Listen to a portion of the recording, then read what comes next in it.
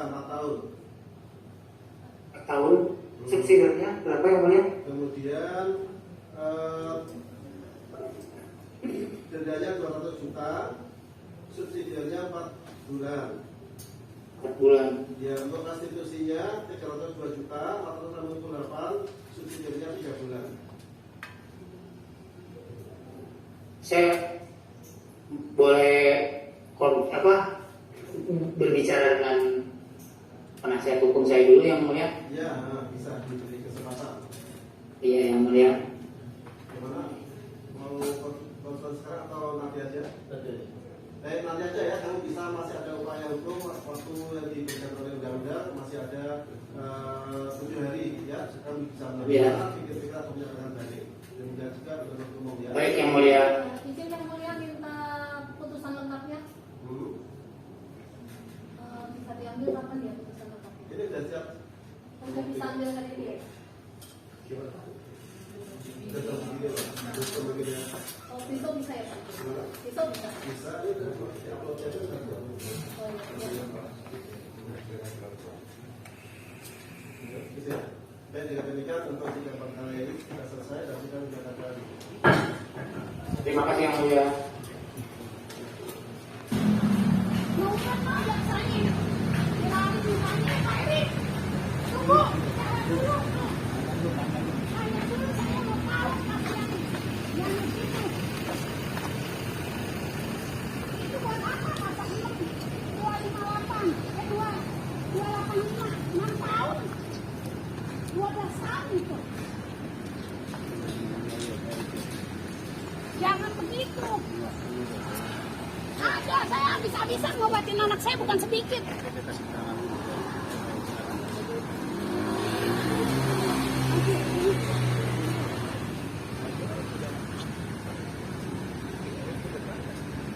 Suruh ke jari turun, nggak turun ke jari.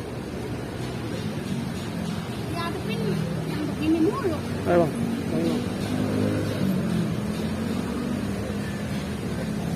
Tanya, bang izin bang. Mau nanya dulu. Ya. Gini Pak, jadi pada intinya gini, kalau kita kan ada humas ya, humas di Kejaksaan Negeri Tangerang Selatan itu memang ada. Maksud saya untuk menjawab itu semua mungkin nanti lebih bagus di kantor saja gitu. Dijelaskan oleh bidang tugas kami, bagian intelijen, mungkin nanti semuanya akan bisa dijelaskan.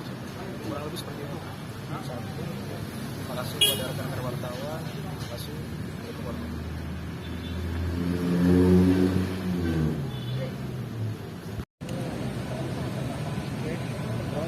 Oke, Bang Ali tadi udah nyimak terkait putusan seperti apa mungkin sebagai tim kuasa hukum. Kalau dari saya, pertama dari tuntutan aja. Dari tuntutan sebenarnya terlalu ringan, tidak sesuai dengan pasal yang didakwakan. Cuma 4 tahun. Sedangkan korban kan mengalami trauma seumur hidup.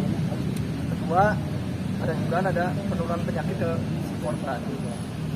Harusnya jaksa lebih berempati karena kan jaksa itu mewakili korban, kepentingan korban. Harusnya bisa lebih menuntut semaksimal mungkin, bukan 4 tahun. Kalau 4 tahun terlalu ringan. Coba bayangkan kalau dari pihak keluarga jaksa atau pihak keluarga hakim yang terkena pelecehan tersebut, upaya apa yang mereka akan lakukan? Pasti mereka juga akan menuntut semaksimal mungkin untuk dihukum seberat-beratnya. Maka dari itu bisa lihat dari putusan hakim, kedua putusan hakim. Hakim harusnya tidak terpaku dengan tuntutan jaksa. Hakim juga bisa memutus lebih dari tuntutan jaksa. Harusnya bisa dengan misalkan jaksa menuntut sekian, dia mengikuti aja kan. Itu kan tuntutannya ringan sekali. Harusnya jaksa berempati dengan si korban, bisa memutus lebih dari tuntutan yang penting tidak melebihi dari pasal dakwaan. Dakwaannya sendiri berapa sih sebenarnya? Dakwaannya 12 tahun. 12 tahun. Bang, tadi dari pihak pengacara terdakwa mengatakan jelas-jelas bahwa si korban ini tidak terkena penyakit ya, mohon maaf tanda kutip ya Bu. Dan itu kan tidak mungkin katanya hanya setahun berseling tiba-tiba adanya penyakit tersebut. Kan kalau dalam pemeriksaan dari saksi ahli adalah itu 1 sampai dengan 7 hari. Ini gimana nih Bang, ada bantahan seperti itu dari faktanya kan dari si korban sini ada ibu bukti? Ada. Bukti ini. Harusnya dokter kita dihadirin, Ya. tapi dokter forensik kita tidak dihadirkan. Hanya dokter dari pihak tersangka. Itu semua udah tanda tanya. Dengan jaksa dan hakim ada apa? Itu aja kita udah curiga. Kenapa tidak dihadirkan? Kalau tadi menurut hakim 5 sampai 6 hari. Itu nggak mungkin 5 sampai 6 hari. Kalau menurut dokter saya sebelum kesaksian, saya menghadap dulu ke dokter. Dokter bilang itu bisa Yazid atau Mimi sudah berobat. Karena Yazid diperiksanya setelah 1,5 tahun kejadian. Ya udah hilang. Kalau menurut dokter, itu saya. Dokter siap untuk dipanggil dan Bu Yulita bohong jaksa pada saya menunjuk bahwa mau manggil kesaksian dokter, ternyata tidak. Saya melihat suratnya dia nunjukin tapi dokternya tidak dipanggil. Itu yang saya curiga. Berarti di sini adanya diduga adanya pemalsuan bukti-bukti kah atau bagaimana nih Bang? Abang sebagai kuasa hukum kan terkait bukan pemalsuan bukti, dan kami jaksa harusnya dia memanggil dokter dari pihak yang memeriksa korban. Karena kan faktanya korban itu mengalami penyakit menular ya. Ya. Nah, Bang, tadi juga tersangka sendiri subsidiarnya hanya 3 bulan begitu Bang. Ini gimana nih Bang kalau Abang sebagai kuasa hukum? Ya kalau menurut saya harusnya bukan 3 bulan ya, harus 1 tahun lah. Sebenarnya dan retribusinya terlalu rendah itu. Sedangkan ibu ini sudah mengeluarkan biaya banyak loh untuk pengobatan si korban. Jual mungkin ibu sekarang jual apa Bu? Jual motor, saya 2 HP sampai untuk pengobatan anak saya sampai sekarang saya stop karena LPSK belum ada jawaban lagi untuk perpanjangan. Jadi saya stop 3 bulan ini anak saya tidak minum obat. Untuk ke bakteri kita dari kulit kelamin lari ke opin. Dokter pihak hakim maupun jaksa tidak pernah ada pertanyaan untuk ke anak saya. Hanya ininya tersangka ke tersangka. Itu yang saya herani di sini. Ibu punten, mohon maaf sebelumnya. Tadi pihak kuasa hukum dari terdakwa sendiri mengatakan pas kejadian dari pihak korban sendiri tidak ada yang namanya untuk menghindar ataupun menjauh dari Yazid yang harus melakukan hal tersebut gitu.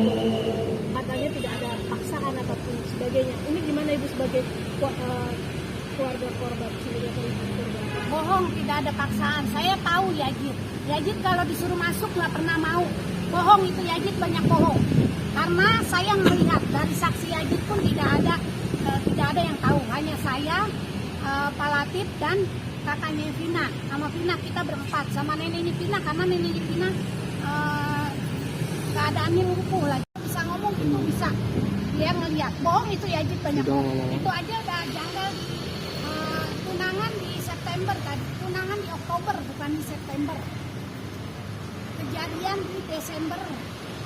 Itu udah semua udah kesaksiannya udah lain itu semua. Kebanyakan kesaksiannya tadi saya dibacain hakim kaget. Beda. Saya di 21 Oktober tunangan 2022. Dilihat di akhir Juli. Datang lagi di Oktober 21 itu nggak ada. Tadi September di situ saya dengar. Itu aja semua udah janggal. Hakim tidak pernah menanya dan jaksa pun tidak pernah menanya kepada pihak saya sebagai korban. Gimana nih Bu? Benar gak tersangka ini? Tidak. Oke, Bang, upaya hukum apa lagi nih dengan putusan ini? Oke, sejak awal dari perkara ini banyak kejanggalan-kejanggalan yang sudah terjadi yang didetek oleh pihak ibu dan pihak sebagai korban. Jadi sampai jaksanya itu diganti berapa kali Bu? Ini berarti jaksa yang keempat ya? Jadi jaksa sampai diganti sampai keempat kali. Lalu ini kan ancaman hukuman, jadi kan hukumannya bukan dari mulai sampai ke, tapi hukumannya sudah fix. Ancaman hukuman itu 12 tahun. Kenapa dia dituntut 4 tahun? kan perbuatannya terbukti. Setelah itu kita kalau kemarin mungkin kita tidak datang ke sini, tidak ngomong dengan pihak humas ataupun kita menjelaskan kronologinya, mungkin mereka ini sudah termakan dengan statement bahwasannya Vina akan dinikahi, maka mungkin akan lebih ringan daripada 4 tahun ini hukumannya. Jadi sangat tidak fair seperti ini ya. Dari awal ibu ini sudah merasa seperti tidak digubris. Ya, pihak penuntut terkesan lebih akrab dengan pihak terdakwa. Saya nggak tahu apa alasan mereka, yang jelas itulah laporannya. Sehingga hari ini dituntut 4 tahun dan divonis 4 tahun. Sekarang kita agak membahas materi lah ya. Kenapa jaksa jika menuntut 4 tahun, hakim tidak boleh vonis di atas 4 tahun? Kan sah-sah saja. Anggap aja kasus banding. Apabila dibanding, mungkin di PN kasusnya gimana? Begitu dibawa ke PT kan bisa saja dia divonis lebih tinggi. Pada saat dia naik ke kasasi kan bisa saja lebih tinggi. Kenapa? Pada saat tuntutan dengan putusan harus terikat seperti itu. Jadi bagi pihak keluarga, pihak korban merasa sangat tidak puas dengan putusan itu. Cuma ya inilah lemahnya hukum pidana, korban tidak bisa banding. Tidak seperti perdata.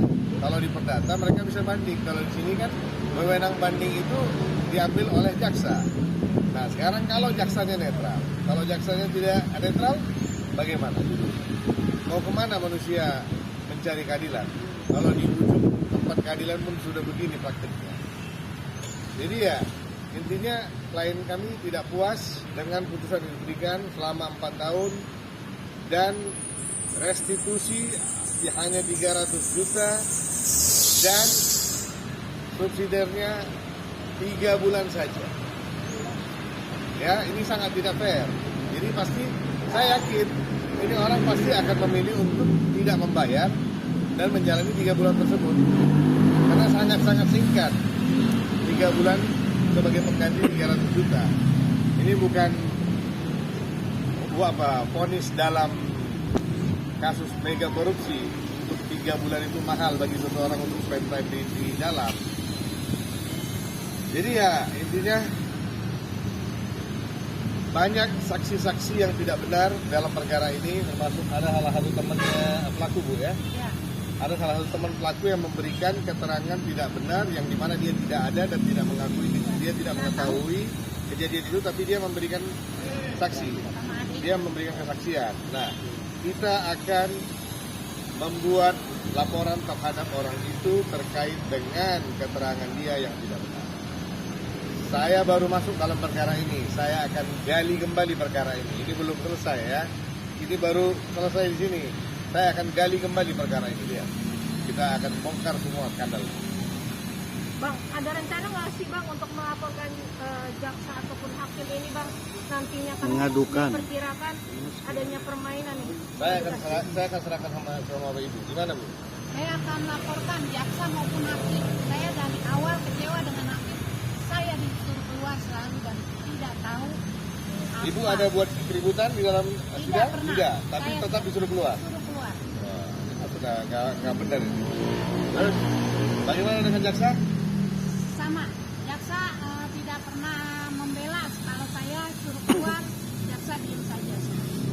Harusnya kalau menurut PPA harusnya jaksa berkelas untuk membela kita bahwa kita korban harus ada di dalam. Benar. Enggak, apabila buat keributan diusir oke lah. Ini kan kalau nggak ada buat keributan masa ibunya korban tidak boleh di dalam? Apa judulnya? Makanya itu curigaannya apa? Kita jadi curiga kan dengan kita nggak pernah ikut sidang dan hakim pun mengikuti PH tersangka suruh saya keluar setiap saat ada saksinya Pak dan banyak PH di pengadilan yang melihat bukan saya sendiri yang berbicara banyak yang melihat sampai orang pun kaget itu harusnya korban masuk sidang tapi saya nggak pernah selalu Untuk Vina sendiri mendengar putusan itu gimana? Vin? Apa turunan kita maafnya? Gimana Vin? Ngomong. Dia nangis terus. Dia vonis tadi dia nangis, merasa tidak adil kan? Kan dia yang merasakan, dia korban utamanya. Oke.